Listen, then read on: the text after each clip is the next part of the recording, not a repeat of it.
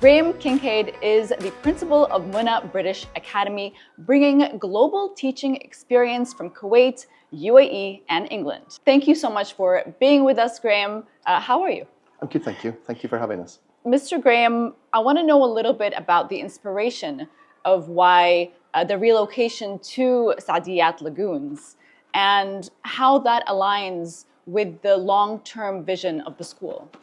School very clearly has a vision of providing world-class education that empowers the children for future generations and for a world that we don't quite know what it will look like yet.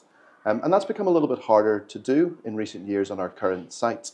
We're limited with what we can do in terms of facilities, the advancement of technology, the introductions of artificial intelligence, the use of robotics, and we've had limited space to be able to grow our curriculum to incorporate this in our learning. And the new site will very much give us the opportunity to fully embrace this.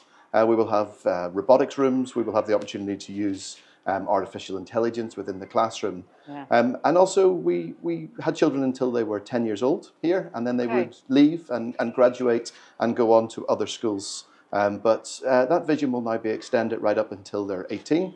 So that influence that we will have as a school to empower them to change the world when they go out of here will now be able to go right from 3 until 18 and no longer stop when they reach the end of year 6. Amazing. So can you tell us a little bit about the highlights of what the students and parents can expect from the relocation and how this is going to enrich their learning? So the facilities that we will be moving to are comparable with the best facilities around the world. The classroom provision that we will have will be larger than what we currently have, so there will be space for the children to learn. For our youngest children in nursery and FS2, the outdoor provision and the opportunity for them to take their learning out of the classroom will be available much more than it is currently. And as the children get a little bit older, the specialist facilities, so when we reach GCSE, we will have dark rooms for photography, dance studios for dance. Yeah. And then for the rest of the subjects, the co-curricular subjects, the music and the sport, the opportunity for practice facilities for music, for learning instruments, the soundproof rooms that we will have. And then a big addition will be our auditorium that we have. So at the moment, music and sport, they very much have to fight it out for the one space that we've got. Whereas next year we'll have those bespoke spaces for the subjects for them to be able to learn. So how will the new facilities and resources at Saadiyat Lagoons enrich the students' innovative thinking and their long-term growth? I'm really excited about the robotics rooms that we were going to have, the DT studios, the art studios, which will really provide children the opportunity to use a wider range of resources and tools and have space to be able to do that properly. The sporting facilities that we're going to have, we're going from 1 swimming pool to 3 swimming pools. And as part of that, we're going to have a training swimming pool, whereas our youngest children will have the opportunity to learn in a really bespoke way those basic survival skills that are so necessary for water and for water safety. How does the new campus support extracurricular activities from sports, arts, and the STEM initiatives? So I think one of the big things is going to be space. So it's something that we've struggled with here, being able to find a space to do all the things that we want to do. But we're going to be moving to a campus that's got bespoke spaces just for that. So we'll have our sports hall, which will have 8 badminton courts, 2 full-size basketball pitches. We've got the outdoor provision of tennis courts. We're going to have paddle courts that we're able to use as our ECA program. For music, we're going to have music production rooms where children are able to record themselves, being part of musical instruments, be involved in the kind of mixing of that. As we talked about with the coding and the robotics, we're going to have the dance studio. We're going to have a photography room. There's going to be so many options for children to be able to take part in a wide range of extracurricular subjects. But also with adding the secondary school, we're going to have those subject specialists. So we have a fantastic art and design and technology teacher coming from the UK who will be bringing subject knowledge that's right up to university level that we haven't had here with just being a primary school.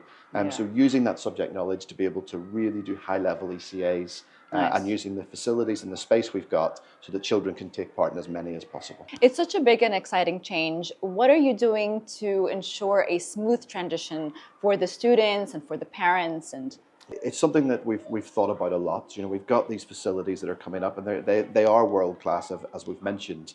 But how do we bring across the community spirit, the children that we've got here, to ensure that what's wonderful about Muna is still wonderful about Muna on the new site? So we've had a lot of parent workshops. We've been able to share with parents what the vision of the new school will be. As new children have come in from admissions, we've been able to show them around the school. Children have been able to join, buddy up with other children. And as staff have been coming in, we want them to know what Muna is like, what is special for Muna. So they've been buddied up with current staff members so that they know what that vision is like.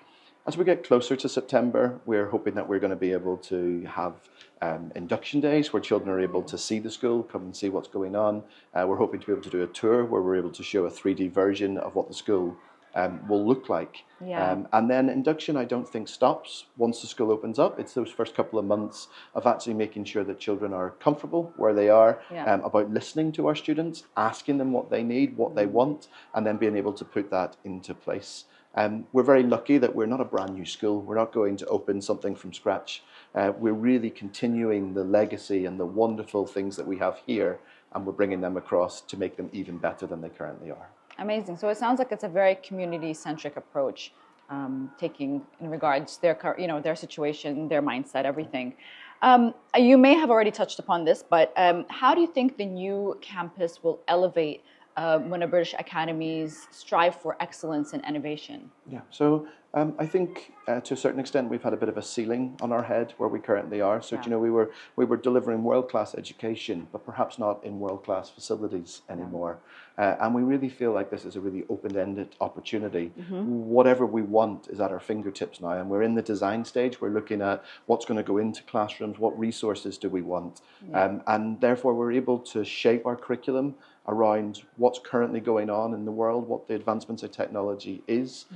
There's been a lot of investment into things like 3D printers, the kind of artificial intelligence stuff that we want. And we've been able to do that in a really structured way, ready for next year. And I think that means that the sky really is the limit with what we're going to achieve. And therefore we're going to have our world-class education that I feel like we've had here, but now in a world-class environment, which hopefully will truly make us a world-class school. What is the vision for Muna British Academy's long-term plan in the next 5 years? So I think for us it's about settling into our new home. It's about taking the facilities that we've got and making them ours. It's about growing them. It's about keeping that community that we talked about earlier. But what really excites me is that we're going to open in September 2025. It's going to be the first ever Year 7 students that we've had. The first time in Muna's history that we've had children that no longer have to leave at the end of Year 6. And then if you ask me what my long-term vision is, it's seeing those children grow, it's seeing those children get older. And when we look in then 2030, in 5 years' time, they will graduate as our first ever exam cohort that we've got.